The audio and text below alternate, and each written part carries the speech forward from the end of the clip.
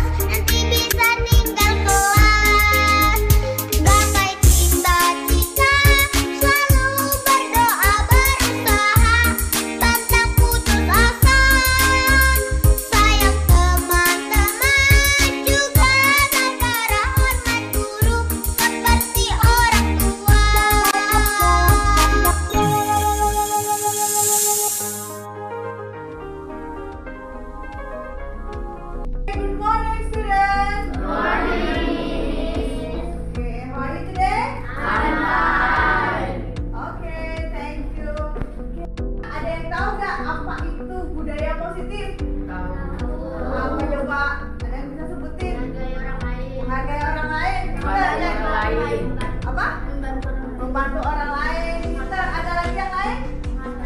Menghargai orang lain. Oke, pintar semuanya. Oke, tepuk tangan buat semuanya. Oke, terima kasih. Budaya positif itu sesuatu yang baik yang harus kita lakukan dan kita yakini. Nah, sekarang kita akan membuat keyakinan kelas.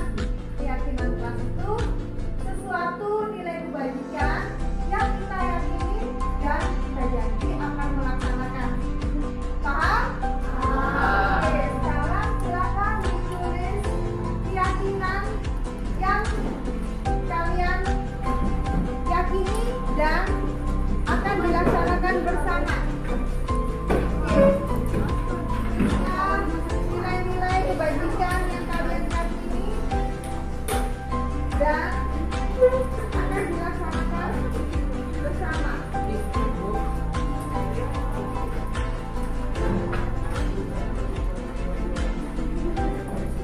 Oke, dalam menulis keyakinan, hindari menggunakan kata-kata negatif seperti dilarang atau tidak, ya.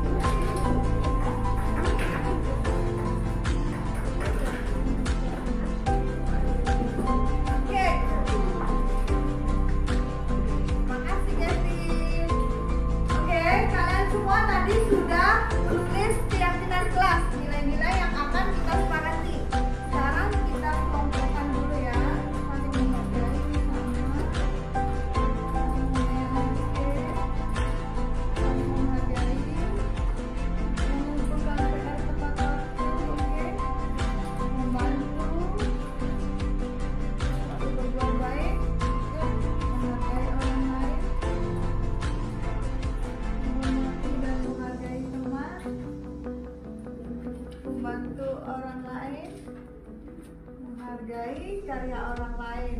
Oke, menghargai berarti membantu orang tua. Oh, oke. Menghargai orang lain, saling menghargai dan saling membantu. Oke. Anak-anak, tadi kalian sudah menulis tentang keyakinan kelas, nilai-nilai kebajikan yang ingin kan kalian yakini dan akan dilaksanakan. Oke, ada 4. Berarti yang pertama apa tadi? Yang ini saling menghargai. Oke.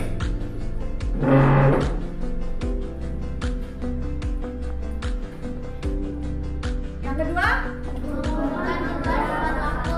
Oke, mengumpulkan tugas tepat waktu.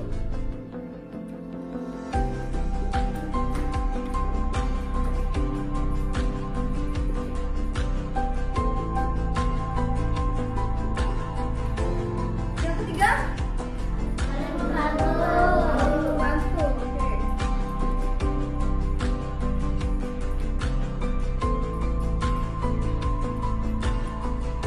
Yang terakhir apa ini? Ya.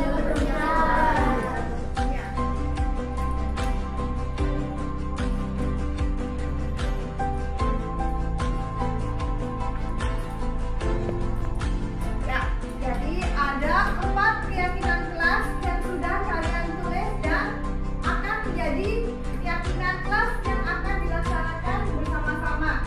Yakin nggak kalau nilai ini penting? Yakin? Mau melaksanakannya? Oke, sekarang ada 1, 2, 3, 4. Yang pertama? Yang kedua? Yang ketiga?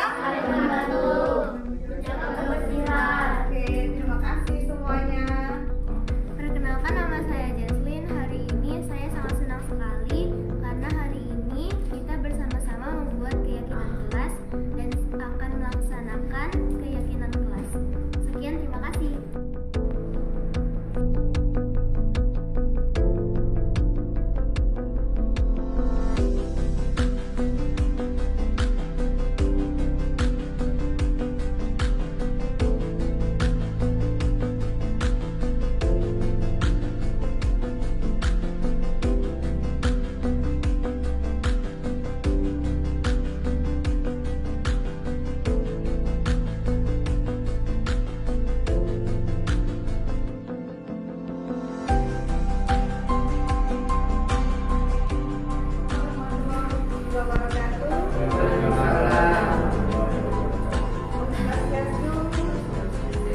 Salam sejahtera bagi kita semua. Yang saya hormati Ibu Yayasan, yang saya hormati Bapak Kepala Sekolah, dan rekan-rekan semua, saya sangat berterima kasih karena Yayasan maupun Kepala Sekolah sangat mendukung saya selama saya memiliki pendidikan guru penggerak. Kali ini saya akan mempresentasikan budaya positif yang sudah saya pelajari selama di pendidikan guru penggerak. Kalau saya ada kesalahan dalam penyampaian, mohon untuk umpan balik dan koreksinya. Oke, sebelum kita mulai, kita bermain dulu. 2 orang dong partisipan. Kita bermain game dulu. Bayangkan jika ini adalah sesuatu yang sangat berharga. Apa yang sesuatu yang berharga? Emas. Sertifikat rumah ya. Oke, ini adalah barang yang berharga. Sekarang saya ingin bermain dulu. Pak Naryo, silakan menggenggam. Digenggam karena itu adalah sesuatu yang sangat berharga. Pak Martin, silakan boleh memaksa, boleh membujuk untuk memaksa Pak Naryo membuka genggamannya. Karena Pak Martin ingin memiliki benda yang di tangan Pak Martin. Oke, silakan. Dimulai. Boleh. Baik. Dengan cara apapun boleh. Dengan cara apapun ya. Ya, boleh. Oke, Pak. Kita berdua. Kita tebak-tebakan, Pak. Tebak-tebakan, Pak. Kalau saya tunjuk Bapak pukul saya. Tapi kalau saya artinya pegang ini Bapak ya. Ya.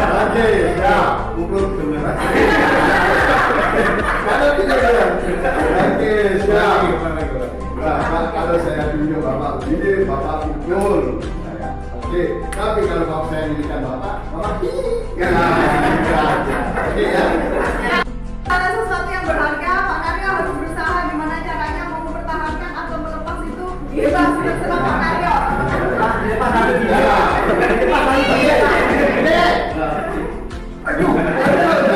kan ada.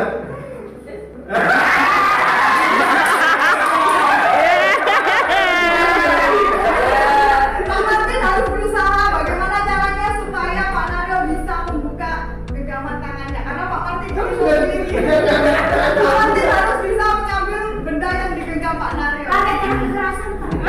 Boleh, dengan cara apapun boleh. Ini merasa aman, kita pasti membuka karena kita mendapat ancaman. Dan hal itu, kontrol diri itu berubah paradigma dari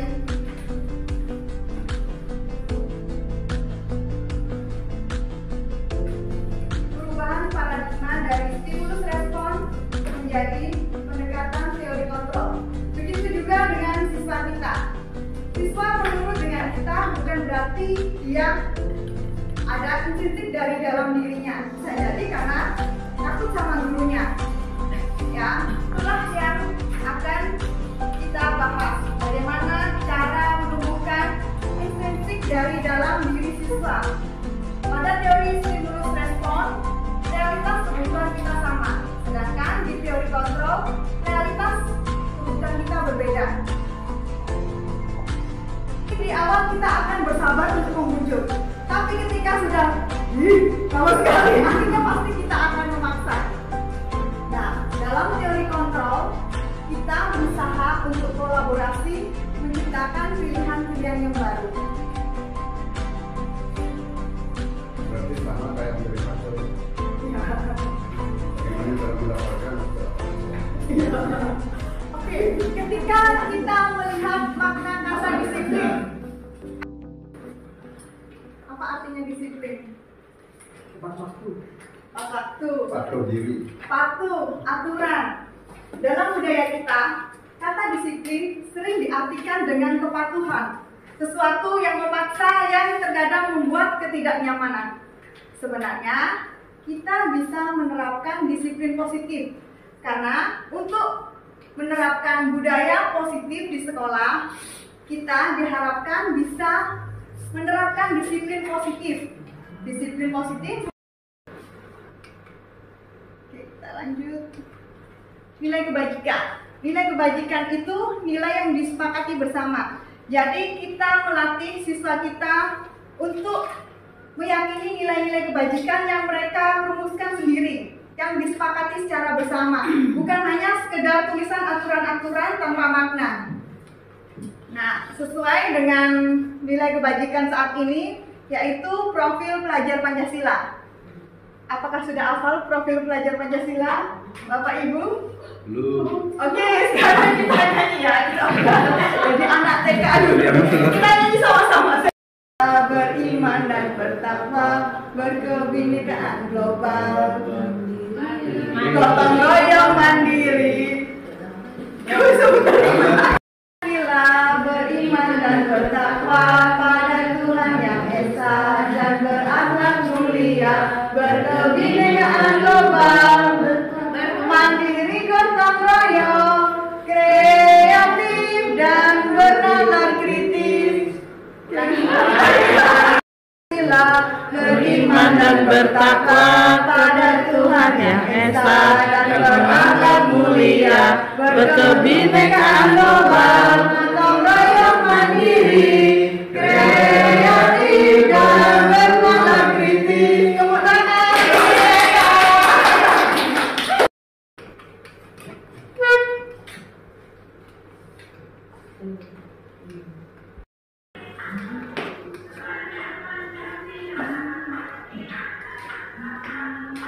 oke, sekarang kita ke teori motivasi.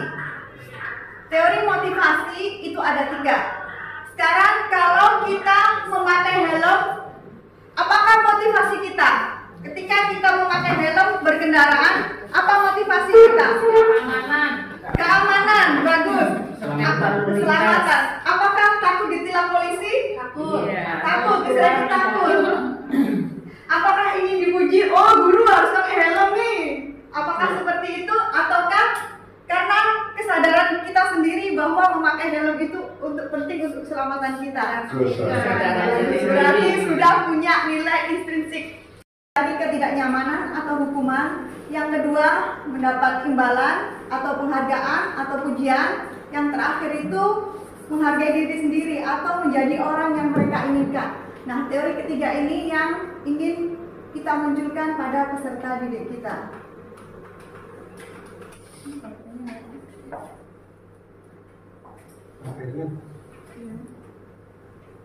Oke, sekarang hukuman dan penghargaan. Manakah yang menurut Bapak Ibu lebih baik? Hukuman ataukah penghargaan? Penghargaan lebih baik dari hukuman. Sekarang kedua, hukuman adalah bentuk pengendalian perilaku seseorang yang bersifat memaksa dan meyakinkan dengan menciptakan identitas gagal. Berarti dihukum itu anak itu gagal karena dia melanggar. Kamu terlambat, lari 10 kali. Hukuman. Penghargaan adalah bentuk pengendalian perilaku seseorang dengan suatu benda yang dibuat dengan persyaratan. Apakah penghargaan lebih baik dari hukuman? Tidak. Tidak. Oke, apa alasannya, Pak? Ya, tadi kan kalau anak-anak maunya terlambat, kan dikasih sanksi atau hukuman.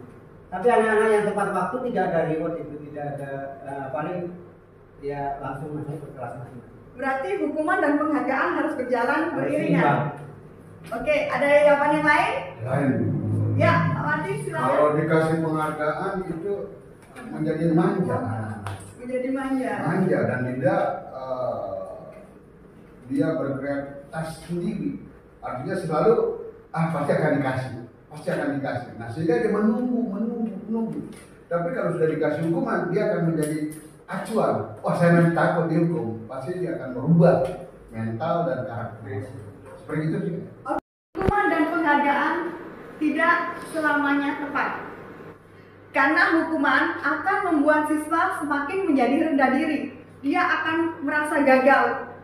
Kamu gitu aja nggak bisa. Jadi dia terpatri, oh saya nggak bisa, ya udah. Penghargaan. Ketika kita memberi penghargaan, murid akan tergantung. Oh, saya hari ini datang pagi loh, kok nggak dikasih hadiah?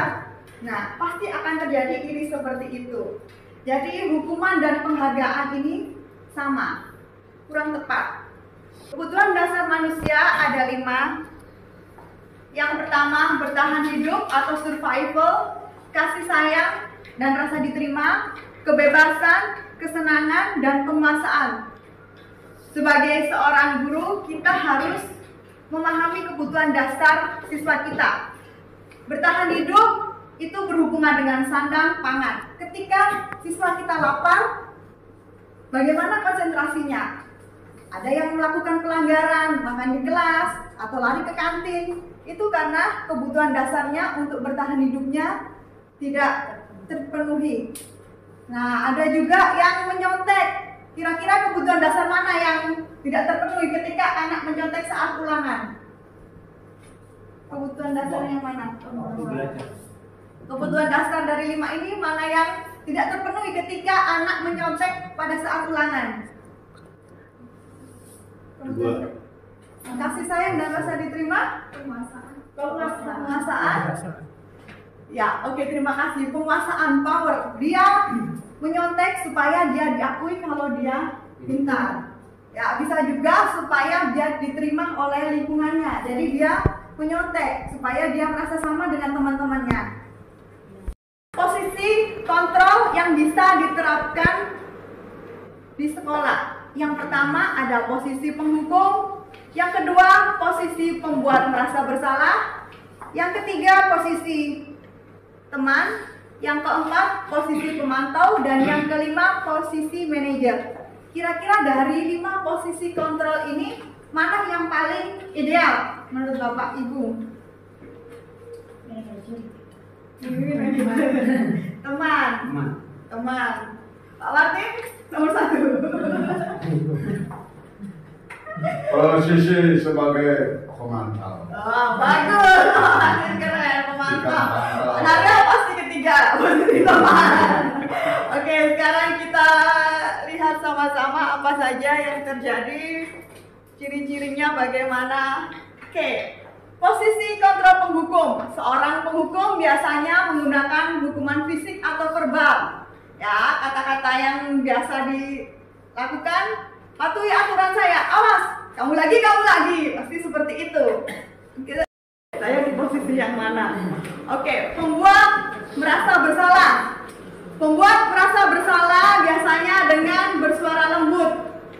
Ya, posisi ini sebenarnya membuat siswa semakin tidak nyaman karena bersalah. Contoh yang diucapkan, gimana coba kalau orang tua kamu berbuat begini? Pasti memelas dan murid itu merasa semakin bersalah. Posisi ini tidak menyakitkan, namun tetap berupaya mengontrol murid melalui persuasi. Kata-kata yang keluar, ya sudah, tidak apa-apa.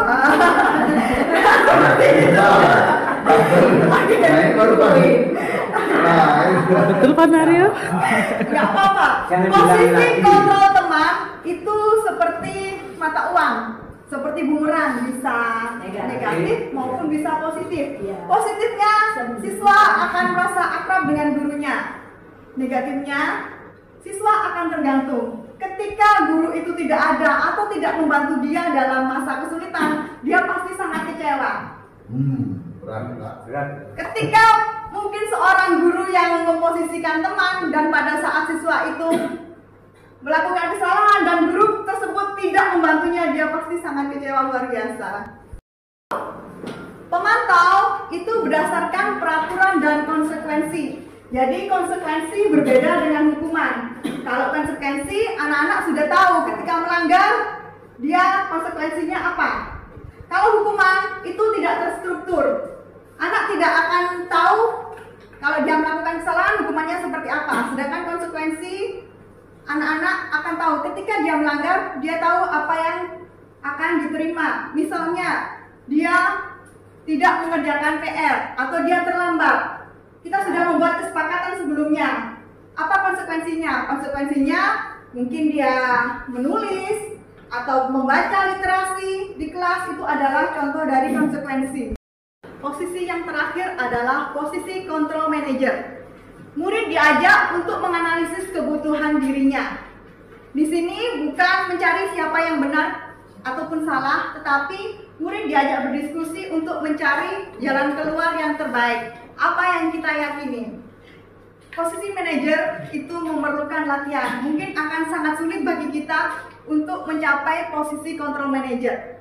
Posisi control manager bisa menjadi seorang teman, bisa juga menjadi pemantau. Ya, karena mungkin memang ini sangat berat dan kita juga harus belajar untuk gimana sih bisa mencapai dalam posisi control manager. Proses menciptakan kondisi bagi murid untuk memperbaiki kesalahan mereka sehingga mereka bisa kembali pada kelompok mereka dengan karakter yang lebih kuat dalam bukunya Gorsen 2004. Ketika kita melakukan restitusi, itu ada tahap segitiga restitusi. Yang pertama, menstabilkan identitas. Yang kedua, validasi tindakan salah. Dan yang ketiga, menanyakan keyakinan. Ketika murid berbuat salah, pasti dia sangat emosi. Murid berantem, pasti dia sangat emosi. Kita harus menstabilkan emosinya terlebih dahulu. Mungkin kita bisa mengajukan pertanyaan, berbuat kesalahan itu adalah sesuatu yang wajar. Jadi kita menstabilkan emosi anak. Ketika anak terlambat, pasti dia akan takut. Kita harus menstabilkan sehingga siswa itu tidak takut untuk bercerita. Yang selanjutnya adalah validasi tindakan salah. Kita menanyakan pada murid kita apa yang sudah dilakukannya itu salah dan tidak sesuai dengan keyakinan atau kesepakatan yang sudah dibuat sebelumnya. Yang pertama menstabilkan identitas, validasi tindakan.